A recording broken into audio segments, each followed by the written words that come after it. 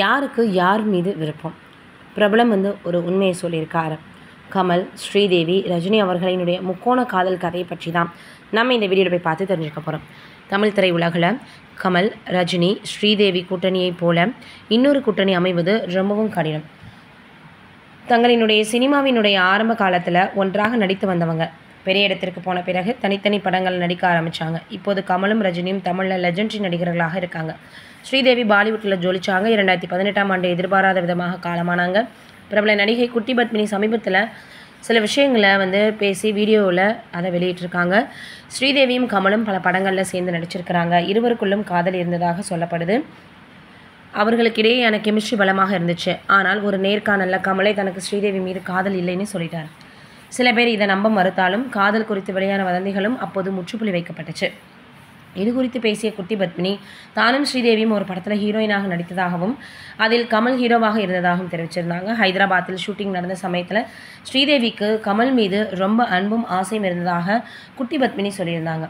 அது சிறு வயதில் அனைவருக்கும் வரும் ஒரு ஈர்ப்பு போல சொல்லிட்டாங்க. அந்த சமயத்தில் ரேகாவிற்கும் கமலுக்கும் கெமிஸ்ட்ரி நல்லா இருந்துச்சான். இதனால் இது குறித்த கிசுகிசுகளும் எழுதப்பட்டிருக்கு. அப்போது ஸ்ரீதேவிக்கும் ஒரே மன வருத்தமாக இருந்துச்சா. அவரிடம் சும்மா இருடி அப்படின்னு வாணி கணபதியை தான் திருமணம் செய்ய போகிறாருன்னு எனக்கு நல்லா தெரியும், எல்லோருக்கும் டேக்கா கொடுத்துருவாருன்னு நான் சொல்லிகிட்டே இருப்பேன் அப்படின்னு குட்டி பத்மினி சொல்லியிருந்தாங்க. அந்த டைமில் கமலை காதலிக்காத ஹீரோயின்களே கிடையாதுன்னு சொல்லியிருக்காங்க.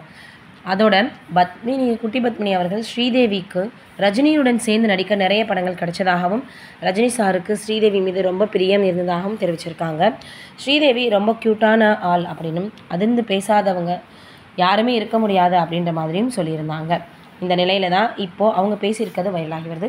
ரஜினிக்கு ஸ்ரீதேவி மீது ஒரு ஈர்ப்பு இருந்துச்சு, வெளியில் சொல்லப்படாத ஒரு காதல் கதை தான் அப்படின்றது எல்லோருக்கும் தெரியும். ஸ்ரீதேவி பெண் கேட்க அவரது வீட்டிற்கு கே பாலச்சந்தருடன் சென்றபோது வீட்டில் பவர் கட் ஆகி இருள் அடைஞ்சிருச்சான்.